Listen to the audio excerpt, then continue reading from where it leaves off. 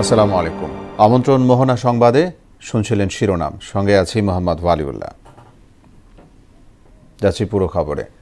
অন্তর্বর্তী সরকারের প্রধান উপদেষ্টা অধ্যাপক মোহাম্মদ ইউনূসের সঙ্গে বৈঠক করবেন বিএনপির চেয়ারপারসন তারেক রহমান। বিকেলে প্রধান উপদেষ্টার সরকারি বাসভবন যমুনায় এ বৈঠক অনুষ্ঠিত হবে। প্রধান উপদেষ্টার প্রেস উইং সূত্রে এ তথ্য জানা গেছে। বৈঠকে দেশের চলমান রাজনৈতিক পরিস্থিতি সহ নানা বিষয়ে আলোচনার সম্ভাবনা রয়েছে। এর আগে গত বছরের ১৩ জুন লন্ডনের ডরচেস্টার হোটেলে প্রধান উপদেষ্টা ডক্টর মোহাম্মদ ইউনূস ও বিএনপির তৎকালীন ভারপ্রাপ্ত চেয়ারম্যান তারেক রহমানের মধ্যে একটি বৈঠক অনুষ্ঠিত হয়। ত্রয়োদশ জাতীয় নির্বাচনে রিটার্নিং কর্মকর্তাদের সিদ্ধান্তের বিরুদ্ধে দায়ের করা আপিল শুনানির ৬ষ্ঠ দিনের কার্যক্রম চলছে। সকাল ১০টার পর নির্বাচন ভবনে এই আপিল শুনানি শুরু হয়, চলবে বিকেল ৫টা পর্যন্ত। প্রধান নির্বাচন কমিশনার এএমএম নাসির উদ্দিনের সভাপতিত্বে শুনানিতে অন্য নির্বাচন কমিশনারও উপস্থিত রয়েছেন। গত ৫ দিনে আপিলে ২৭৫ জন প্রার্থিতা ফিরে পেয়েছেন। আপিল শুনানি চলবে ১৮ জানুয়ারি পর্যন্ত। ২০ জানুয়ারি প্রার্থিতা প্রত্যাহারের শেষ তারিখ। পরদিন ২১ জানুয়ারি রিটার্নিং কর্মকর্তা চূড়ান্ত প্রার্থী তালিকা প্রকাশ করে প্রতীক বরাদ্দ করবে।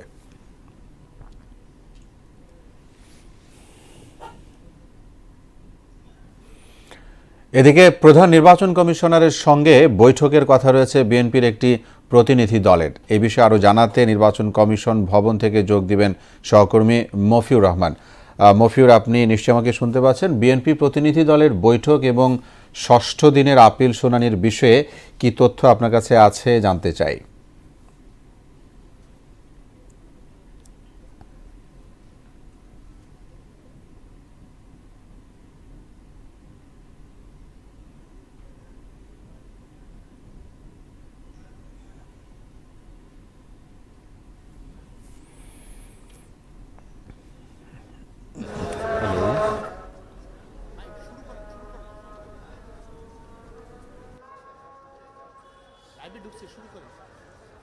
ধন্যবাদ। এই মুহূর্তে আছি আমি এখানে। আপনি জানেন যে আজকে ৬ষ্ঠ দিনের মতো আপিল শুনানি চলছে। এখানে আমি আপনাকে যদি একটু দেখাতে চাই যে যারা আপিল শুনানির জন্য এসছেন সারা দেশ থেকে, তারা এখানে আসলে এখানে যে ওয়েটিং রুম আছে সেখানে তারা অপেক্ষা করছেন। আমি আপনাকে কিছু তথ্য জানিয়ে রাখতে চাই। সেটি হচ্ছে এই নির্বাচনে ত্রয়োদশ যে জাতীয় সংসদ নির্বাচন আছে সেখানে আজকে বৃহস্পতিবার বেলা ১০টা থেকে এখানে হচ্ছে আপিল শুনানি শুরু হয়েছে। প্রতিদিন গড়ে ১০০টির মতো আপিল নিষ্পত্তি করা হয়ে থাকে। সকাল থেকে ধাপে ধাপে বিভিন্ন পার্টির আপিল শুনানি হয়েছে, বিভিন্ন পার্টির তার মধ্যে কমিউনিস্ট পার্টির 5টি আপিল মঞ্জুর করেছে। তারপরে আমি যদি আপনাকে আরও জানাতে চাই যে এখানে আরও আছে হচ্ছে এছাড়াও আরও বিভিন্ন পার্টির আপিল নিষ্পত্তি করা হয়েছে। এই যাবৎ বাদ পড়া ৭২৩টি আপিলের মধ্যে প্রায় এখন পর্যন্ত বেশ কিছু আপিল নিষ্পত্তি হয়েছে, প্রতিদিন করে ১০০টি করে।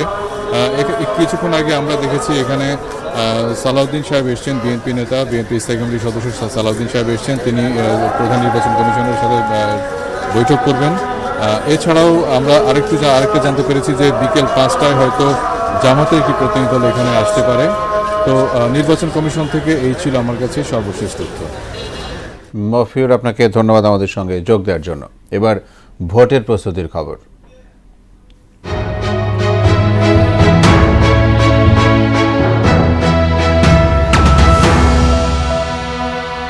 জাতীয় রাজনীতির অন্যতম গুরুত্বপূর্ণ অংশ দেশের দক্ষিণ পূর্বের জেলা ফেনী। নির্বাচন ঘনিয়ে এলেই এখানকার রাজনীতির উত্তাপ ছড়িয়ে পড়ে চারপাশে। গত ১.৫ দশক ধরে আওয়ামী লীগের শক্ত অবস্থান থাকলেও দলটির অনুপস্থিতিতে তৈরি হয়েছে নতুন রাজনৈতিক সমীকরণ। বিএনপির দুর্গ হিসেবে খ্যাত এ জেলায় এবার ভাগ বসাতে চায় জামাত।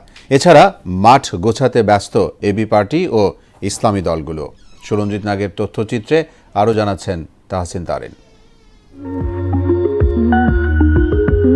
৯২৮.৩৪ বর্গ কিলোমিটার আয়তনের ফেনী জেলায় ২০ লাখেরও বেশি মানুষের বসবাস। জেলার ৩টি আসনে মোট ভোটার ১৩,৩০,৯২১ জন। এর মধ্যে পুরুষ ৬,৮৭,৮৬৫ এবং নারী ৬,৪৩,০৪৮ জন। এই ভোটার শ্রেণীকে ঘিরেই ফেনীতে বইছে নির্বাচনী হাওয়া, যেখানে প্রাধান্য পাচ্ছে বন্যা নিয়ন্ত্রণ বাদ, পরিকল্পিত নগরায়ন, যানজট, পরিবেশ দূষণ এবং মাদক ও সন্ত্রাসের মতো সমস্যাগুলো। এদিকে নির্বাচনী আচরণবিধির নিষেধাজ্ঞায় প্রকাশ্যে গণসংযোগ, লিফলেট বিতরণ ও সভা সমাবেশ বন্ধ থাকলেও পারিবারিক, সামাজিক অনুষ্ঠান সহ নানাভাবে ভোটারদের কাছে পৌঁছানোর চেষ্টা করছেন বিভিন্ন দলের প্রার্থীরা। ছাগলনাইয়া, ফুলগাজী ও পরশুরাম উপজেলা নিয়ে গঠিত ফেনী 1 আসনে বিএনপির মনোনয়ন পেয়েছিলেন দলের সাবেক চেয়ারপারসন বেগম খালেদা জিয়া। তার মৃত্যুতে সেখানে মনোনয়ন পেয়েছেন ঢাকা মহানগর দক্ষিণ বিএনপির আহ্বায়ক রফিকুল আলম মজনু।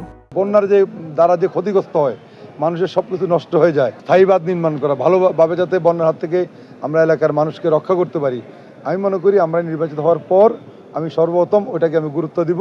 ফেনী সদর উপজেলা নিয়ে গঠিত ফেনী 2 আসনে দলের মনোনয়ন পেয়েছেন বিএনপি চেয়ারপারসনের উপদেষ্টা অধ্যাপক জয়নাল আবেদীন, যিনি ভিপি জয়নাল হিসেবে সমধিক পরিচিত।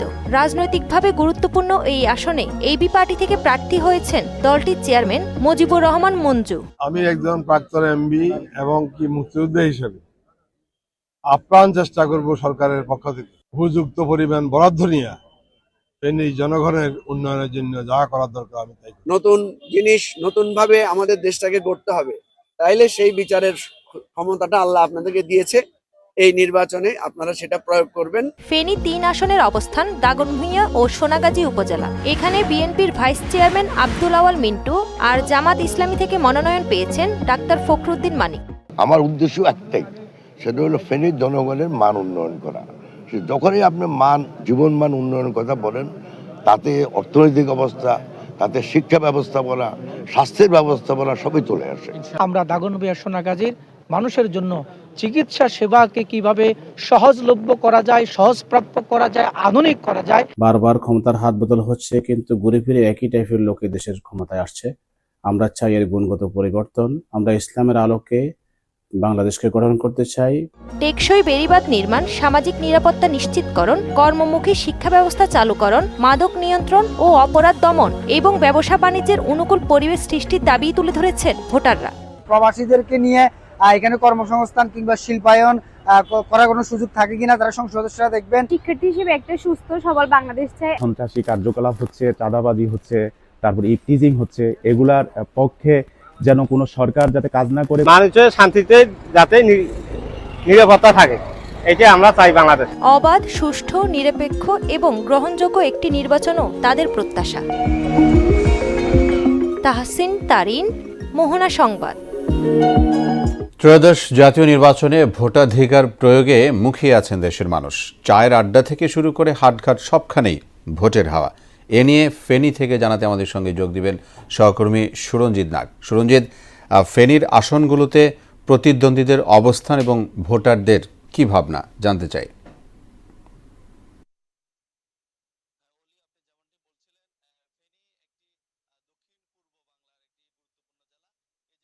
ফেনী সংসদীয় 3টি আসন রয়েছে। 3টি আসনেই নির্বাচনী উত্তাপ দিন দিন ছড়াচ্ছে। আপনারা জানেন আগামী 12ই ফেব্রুয়ারি ফেনী সহ সারা দেশে জাতীয় সংসদ নির্বাচন অনুষ্ঠিত হবে। এ নিয়ে আমরা এখানকার আমাদের স্থানীয় যে রাজনীতিবিদ এবং সাংবাদিক সহ যারা সাধারণ মানুষ রয়েছে তাদের সাথে আমরা কথা বলার চেষ্টা করব। আমি ফেনীর একজন যিনি ফেনী পৌর বিএনপির সদস্য সচিব এবং কি আইনজীবী অ্যাডভোকেট মেজবার কাছে জানার চেষ্টা করব যে ফেনীতে সাধারণ মানুষজন যে নির্বাচনে ভোট কেন্দ্রে গিয়ে ভোট দিতে তারা নিরাপত্তা এবং তাদের সংখ্যা আছে কিনা, এই নিয়ে আপনি একটু জানাবেন। ধন্যবাদ। আমাদের আসলে কোনো শঙ্কা নাই। আমরা যেটা জানি যে বিগত 17 বছর এই দেশের জনগণ জাতীয় সংসদ সহ স্থানীয় সরকারের কোন নির্বাচনে তাদের ভোটাধিকার প্রয়োগ করতে পারে নাই, জনগণ ভোটাধিকার বঞ্চিত ছিল। কিন্তু আমরা জুলাই বিপ্লবের পরবর্তী সময় আমরা আগামী যে 12ই ফেব্রুয়ারি ত্রয়োদশ জাতীয় সংসদ নির্বাচনে আশা করব বাংলাদেশের সকল পর্যায়ের জনগণ, সকল শ্রেণী পেশার মানুষ তাদের ভোটাধিকার বয়হীন, সংখ্যাহীন চিত্তে তাদের ভোটাধিকার প্রয়োগের মাধ্যমে এদেশে জনগণের সরকার প্রতিষ্ঠা করবে ইনশাআল্লাহ। আপনারা যেমনটি শুনছিলেন, আমরা এখানকার যিনি রাজনীতিবিদ এবং আইনজীবী তার সাথে কথা বলছিলাম। আমরা একটু জানার চেষ্টা করবো এখানকার যে একজন তরুণ ভোটার কাছে জানতে চাইবো যে একজন তরুণ ভোটার হিসেবে ফেনীতে আপনার এই যে তরুণ ভোটার আগামী নির্বাচনে যিনি জনপ্রতিনিধি হিসেবে নির্বাচিত হবে তার কাছে আপনার কি প্রত্যাশা রয়েছে? আমার প্রত্যাশা থাকবে পরবর্তীতে তারা যেসব কার্যক্রম করবেন ওগুলোর মধ্যে যাতে সুষ্ঠু নির্বাচন আবারও এইভাবে আয়োজন করা যায়। আমি মনে করি এখনো সুষ্ঠু নির্বাচনের পথে আমরা যাচ্ছি। আশা করব ভবিষ্যৎগুলো সুষ্ঠু নির্বাচন হবে এবং জনগণের অবাধ যে অংশগ্রহণ সেই সুযোগটা সৃষ্টি হবে। ধন্যবাদ। হ্যাঁ, এই পর্যায়ে আমরা জানার চেষ্টা করব আমাদের এখানকার ফেনীর যিনি প্রেস ক্লাবের সাবেক সভাপতি এবং বয়োজ্যেষ্ঠ সাংবাদিক, আমরা জানার চেষ্টা করব ফেনীতে এই যে আয়োজন করছে যে জাতীয় নির্বাচন, এই নির্বাচনে 3টি আসনে যে ভোটের কেমন লড়াই হবে বলে তিনি মনে করছেন। বিশেষ করে ফেনী যে আলোচিত প্রার্থীরা এখানকার প্রার্থী, বিশেষ করে ফেনী 1 আসনের বেগম খালেদা জিয়ার আসন, ওনার মৃত্যুজনিত কারণে ঢাকা মহানগর দক্ষিণের যিনি দায়িত্বে আছেন আহ্বায়ক রফিকুল আলম মজনু, সেই আসন থেকে বিএনপির প্রার্থী হিসাবে আছেন। একই সঙ্গে অ্যাডভোকেট কামাল উদ্দিন জামাতের প্রার্থী হিসাবে আছেন। মূলত একই সঙ্গে ফেনী 2-এ বিশেষ করে অধ্যাপক বিভি জানাল বিএনপির প্রার্থী, তিনি মুক্তিযোদ্ধা এবং এখানকার স্থানীয় রাজনীতিতে তিনি একটা শক্তি। তার সঙ্গে জামাত জোটের প্রার্থী হিসাবে এবি পার্টির চেয়ারম্যান রফিকুল মুজিবুর রহমান মঞ্জু এবং ফেনী 3 আসনে বিশিষ্ট ব্যবসায়ী এবং শিল্পপতি আব্দুল আল মিন্টু, একই সঙ্গে তার সঙ্গে সাবেক শিবিরের নেতা মানিক, তারা কেন্দ্রীয় নেতা এবং তারা এই লড়াইটা হচ্ছে। যেমনটি ধন্যবাদ আপনাকে, যেমনটি শুনছিলেন, আমরা এখন দাঁড়িয়ে আছি ফেনী জেলার আর যে রিটার্নিং কার্যালয় রয়েছে, রিটার্নিং কর্মকর্তার কার্যালয়ের সামনে থেকে আমি জানানোর চেষ্টা করেছি। আমরা আরেকটি বিষয় আপনাদেরকে জানানোর চেষ্টা করছি, সারা দেশে নয় ফেনীতেও যারা বাংলাদেশে বিদেশে থেকেও তারা বাংলাদেশে ভোটাধিকার প্রয়োগ করতে পারেন, তেমনটি আমরা যে ফেনীর যে সুরঞ্জিত, অনেক ধন্যবাদ আপনাকে আমাদের সঙ্গে যোগ দেওয়ার জন্য। দর্শক, এই মুহূর্তে আন্তর্জাতিক অপরাধ ট্রাইব্যুনালে ব্রিফিং চলছে, আমরা সরাসরি চলে যাচ্ছি সেখানে।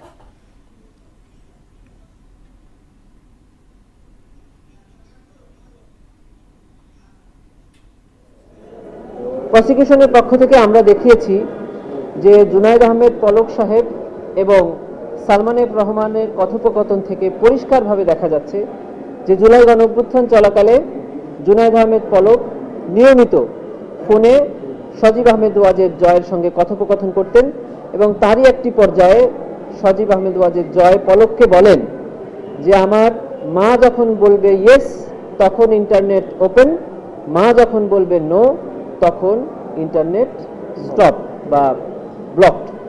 এই কথোপকথন এটি আজকের ওপেন কোর্টে আসামি জুনায়েদ আহমেদ পলক স্বীকার করেছেন যে হ্যাঁ, এই জুলাই গণঅভ্যুত্থান চলাকালে উনি কথোপকথন করেছিলেন, কিন্তু উনি কথোপকথনের সাবজেক্ট ভিন্ন খাতে নেওয়ার জন্য বলছেন যে আমি ইন্টারনেট সচল করার জন্য অনুরোধ করেছিলাম, কিন্তু কথোপকথন যে উনি করেছেন এটা অ্যাডমিট করেছেন। আজকে ওপেন কোর্টে জনাব পলক সাহেব কথা বলেছেন ট্রাইব্যুনালের সামনে এবং এটাতে উনি বলেছেন যে উনি ফেসবুকে স্ট্যাটাস দিয়েছিলেন কিন্তু উনি রিউমারকে বন্ধ করার জন্য দিয়েছিলেন। সব মিলিয়ে ট্রাইব্যুনাল আদেশ দিবেন। আমরা মনে করছি যে ওনারা যেহেতু অ্যাডমিট করেছে, ওনাদের লয়াররাও বলছেন যে এটি সাক্ষ্য প্রমাণ ছাড়া নিরূপণ করা সম্ভব নয়, অর্থাৎ আমাদের প্রেয়ার হলো যে চার্জ গঠন হবে এবং প্রসিকিউশন সেটা প্রমাণ করতে পারবে। ওনারা যে কথাই ট্রাইব্যুনাল আজকে বলেছেন প্রত্যেকটি সাক্ষ্য প্রমাণ দিয়ে প্রমাণ করার বিষয়, অতএব চার্জ গঠন না হলে সাক্ষ্য প্রমাণ উপস্থাপনের সুযোগ হয় না। প্রসিকিউশন বলেছে যে চার্জ গঠন হোক, প্রসিকিউশনের কাছে অকাট্য ডকুমেন্টারি এবং মৌখিক সাক্ষী রয়েছে যা দিয়ে প্রসিকিউশন তাদের দুজনের বিরুদ্ধে আনিত অভিযোগ প্রমাণ করতে সক্ষম।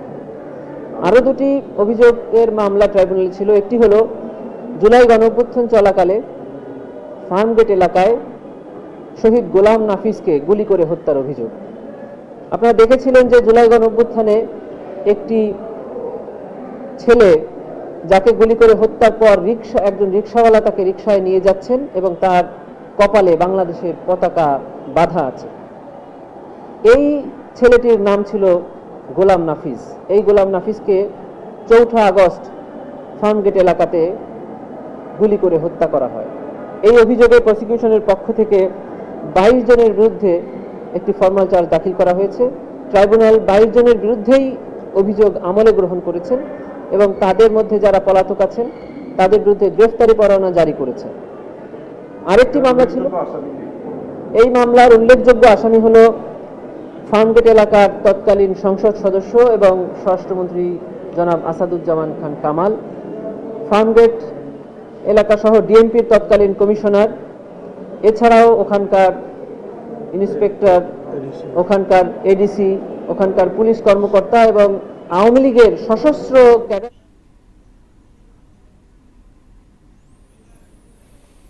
আন্তর্জাতিক অপরাধ ট্রাইব্যুনালে ব্রিফিং চলছিল, আমরা তখন ছিলাম সেখানে। ফিরছি খবরে। ইসির সীমানা অনুযায়ী পাবনা 1 ও 2 আসনের নির্বাচন 12 ফেব্রুয়ারি করতে ইসিকে নির্দেশ দিয়েছেন আপিল বিভাগ। স্থগিত হওয়া পাবনা 1 ও 2 আসনের সংসদ নির্বাচনে ইসির সিদ্ধান্তের বিরুদ্ধে লিপ্ট আপিলের শুনানিতে এমন আদেশ দেন প্রধান বিচারপতির নেতৃত্বাধীন আপিল বিভাগ। সকালে শুনানি হয়। এর আগে সীমানা জটিলতায় পাবনা 1 ও 2 আসনের নির্বাচন স্থগিত রাখতে নির্দেশ দেয় চেম্বার আদালত। পরে নির্বাচন স্থগিত করে প্রজ্ঞাপন জারি করে ইসি। নির্বাচন কমিশনের এ সিদ্ধান্তের বিরুদ্ধে আপিল করে পাবনা 1 আসনের জামাতের প্রার্থী নজিবুর রহমান। সাবেক প্রধানমন্ত্রী ও প্রয়াত বিএনপি চেয়ারপারসন বেগম খালেদা জিয়ার জন্য আয়োজন করা শোক সভায় সমাজ ও দেশের জন্য অবদান রাখা ব্যক্তিদের আমন্ত্রণ জানানো হয়েছে বলে জানালেন বিশিষ্ট অর্থনীতিবিদ এবং শোক সভার আহ্বায়ক মাহবুব উল্লাহ। বেগম খালেদার বিদেহী আত্মার মাগফিরাত কামনায় এই শোক সভার আয়োজন করা হয়েছে। শোকসভায় শৃঙ্খলা রক্ষায় সবার সহযোগিতা কামনা করেন তিনি। সকালে রাজধানীর খামারবাড়িতে শোকসভার আয়োজন ঘিরে সংবাদ সম্মেলনে এসব কথা জানায় আয়োজক সংগঠক নাগরিক সমাজ। বাংলাদেশে তো বিচার চাওয়ার সীমা নাই, এত ঘটনা ঘটেছে যে এখানে বিচার করতে গেলে বছরের পর বছর লেগে যেতে পারে। তারপরেও সমাজে একটা জবাবদিহিতা প্রতিষ্ঠা করার জন্য সব অনাচার, সব অবিচারের বিচার হোক, এটাই বলে নাগরিক সমাজের পক্ষ থেকে আমরা আশা করি। দফায় দফায় বৈঠক করেও জামাতে ইসলামী ও ইসলামী আন্দোলন বাংলাদেশ গতকাল রাত পর্যন্ত আসন সমঝোতায় পৌঁছাতে পারেনি। ফলে জামাত সহ 11 দলের মধ্যে আসন বণ্টনের চূড়ান্ত ঘোষণাও হয়নি। এ কারণে বুধবার বিকেলে ডাকা সংবাদ সম্মেলন পরে স্থগিত করেছে জামাতে ইসলামী। শেষ পর্যন্ত আসন সমঝোতা না হলে ইসলামী আন্দোলন অন্য কয়েকটি দলকে নিয়ে আলাদা জোট করা বা আসন সমঝোতার দিকে এগোতে পারে বলে ইঙ্গিত দিয়েছে দলটি। এলপিজির তীব্র সংকটে বন্ধ হচ্ছে ক্ষুদ্র ব্যবসা। প্রতিদিনই লোকসান গুনছে রেস্তোরাঁ ব্যবসায়ীদের। সিএনজি স্টেশনগুলোতেও ঘন্টার পর ঘন্টা অপেক্ষায় থেকে আর্থিক ক্ষতির মুখে পড়ছেন পরিবহন মালিক শ্রমিকরা। তবে এ সংকটের শিগগিরই সমাধান হবে না বলে জানায় পরিবেশক ও ব্যবসায়ীরা। নিজস্ব গ্যাস উত্তোলন ছাড়া এর দীর্ঘমেয়াদী সমাধান সম্ভব নয় বলে মনে করেন জ্বালানি বিশেষজ্ঞরা। শিহাবুদ্দিনের ক্যামেরায় উষা ফেরদৌসের রিপোর্ট। তরলের অভাবে পরিবেশকদের গুদামে খালি পড়ে আছে হাজারো সিলিন্ডার। আগে লোড আনলোডে ব্যস্ত থাকা এসব গুদাম এখন অনেকটাই ফাঁকা। এতে পরিবেশকদের ব্যবসা বন্ধ হওয়ার পথে। সরকারের পক্ষ থেকে বারবার ব্যবসায়ী সিন্ডিকেটের কথা বলা হলেও মাঠের চিত্র ভিন্ন।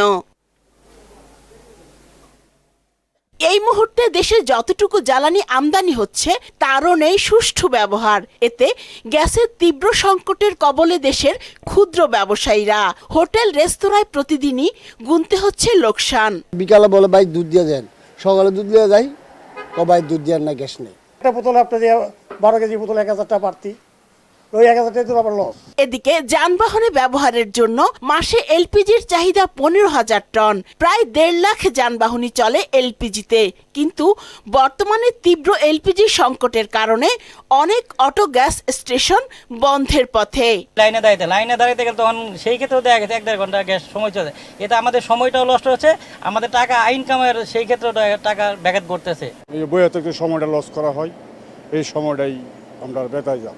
এলপিজি গ্যাসের চলমান সংকট শিগগিরই অবসানের সম্ভাবনা নেই বলে জানায় পরিবেশক, ব্যবসায়ী ও আমদানি প্রতিনিধিরা। তারা বলছেন সরবরাহ সংকটই এই অবস্থার জন্য দায়ী। যে সিন্ডিকেট একটা কথা বাংলাদেশে আছে, এটা সবাই বলে থাকে, আসলে কিন্তু ভিতরে ঢুকে কেউ দেখে না যে আসলে সিন্ডিকেট কিনা নাকি সংকট। কিন্তু আমরা আরো সংকটের দিকে যাচ্ছি, আমরা দেখতেছি সংকট আরো বেশি ভাবে হচ্ছে। এলসি যদি পারমিশন হয়েও যায়, এলসি যদি করেও থাকে কোম্পানিগুলো, সেক্ষেত্রে আশা করি যেন আরো 2 মাসের মতো সময় লাগবে। একটা দোকানদারের ডেলি বিক্রি করতে পারে সে 100 পিস, সে পাইলো 5 পিস, তখন তারও কষ্টের একটা ব্যাপার আছে। তখন ওই 5 পিসের উপর সে যতটুকু বিক্রি করি সে পোষায় নিতে পারে সেটা চেষ্টা করবে।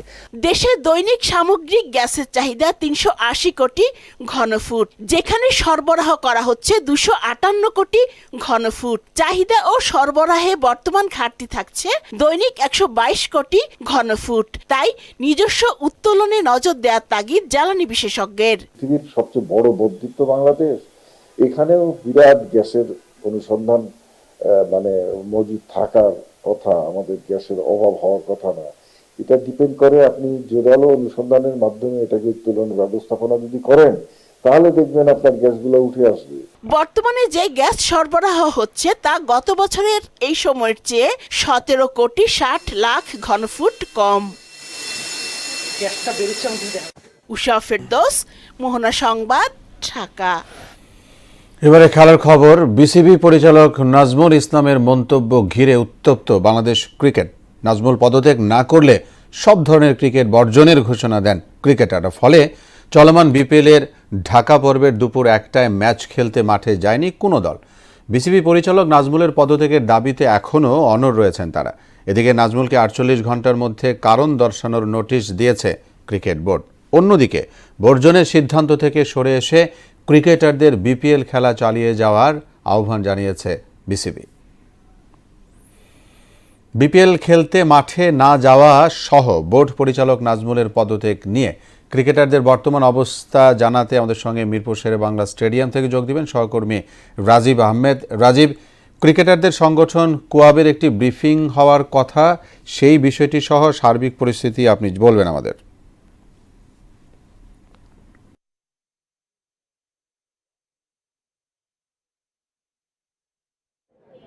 অলি, মিরপুর শেরেবাংলা স্টেডিয়ামের সামনে এক অদ্ভুত পরিস্থিতির সৃষ্টি হয়েছে।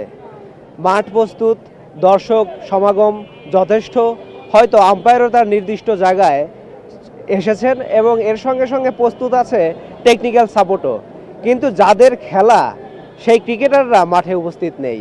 এমন একটি অদ্ভুত পরিস্থিতির সাক্ষী হতে চলেছে বিসিবি। আসলে কিছুদিন আগে বিসিবি পরিচালক নাজমুল ইসলাম ক্রিকেটারদের নিয়ে একটি বিতর্কিত মন্তব্য করেন, আপনি এ বিষয়ে হয়তো অবগত আছেন। এর জেরে ক্রিকেটাররা আসলে নাখোশ হয়, তারা এর প্রতিবাদ জানায়, সব ধরনের খেলা বয়কটের হুঁশিয়ারি দেন তারা। সেই প্রেক্ষিতেই আজকের খেলাটি চট্টগ্রাম এবং নোয়াখালীর খেলাটি মাঠে গড়ায়নি। টসের সময় পেরিয়ে গেছে এবং খেলার সময়টাও পেরিয়ে যাচ্ছে। নিশ্চিত করেই বলা যায় খেলাটা এখনও মাঠে গড়াবে না। বিসিবি ক্রিকেটারদের পক্ষ থেকে আসলে নাজমুল ইসলামকে পদত্যাগ করার জন্য সময় বেঁধে দেওয়া হয়েছিল, আপনি জানেন, কিন্তু তিনি তার সিদ্ধান্ত অনড়, তিনিও পদত্যাগ করেননি এবং বয়কটের হুঁশিয়ারি থেকেও সরে আসেনি ক্রিকেটাররা। আমার সঙ্গে বিভিন্ন দলের ভক্ত সমর্থকরা আছে, তারা আসলে তাদের মনের কথা আমাদের জানাবেন। আজকের খেলাটি হচ্ছে না, এ বিষয়ে আপনাদের কি মতামত? মতামত হচ্ছে, আমি নীলফামারী থেকে আসছি, সেই রংপুর এখান থেকে 400 কিলোমিটার দূর থেকে, যে টিকিট কাটে আমি যে খেলা দেখতে না পারি, এটা কেমন একটা দেখাচ্ছে না। ওদের মোহাম্মদ মিঠুন, সে খেলতে পারে না, আবার সে বিসিবিকে গালি দিচ্ছে, কিন্তু ও তো আসল কথা বলছে, বিসিবি বেতন নেও তোরা, কিন্তু খেলতে পারো না। আজকে 2003 সাল থেকে খেলা খেলে এরা, কিন্তু এই পর্যন্ত কোনো বিশ্বকাপ পায়নি। ওকে, ধন্যবাদ। আপনার কি মতামত? আমার মতামত হচ্ছে যে এখানে আসলে উভয় পক্ষের সমাধান করা দরকার। আমাদের এই যে বিভ্রান্তগুলো, আমরা সেই দূর দূরান্ত থেকে এখানে আসছি খেলা দেখতে, খেলা দেখতে পারলাম না, তো হতাশ, আমরা খুব হতাশ। আমরা এই আশাটা কখনোই করি নাই। বাংলাদেশের কাছে আমরা এটা কখনো কামবো না। ধন্যবাদ। ভক্ত সমর্থকরা আসলে এমনটাই জানিয়েছে, তাদের হতাশার কথা। আসলে এই দায়টা কার উপর বর্তাবে? রাজীব, ধন্যবাদ আপনাকে আমাদের সঙ্গে যোগ দেওয়ার জন্য। মিরপুর শেরেবাংলা স্টেডিয়াম থেকে বলছিলেন সহকর্মী রাজীব আহমেদ। এ ছিল মোহনা সংবাদে। পরবর্তী সংবাদ বিকেল 5:30। এর আগে বিকেল 3টায় দেখবেন সংবাদ 1 নজরে। মোহনার সবশেষ খবর জানতে ভিজিট করুন www.mohana.tv। সংবাদ দেখতে পারেন ফেসবুক ও ইউটিউবেও। এতক্ষণ সঙ্গে থাকায় ধন্যবাদ সবাইকে।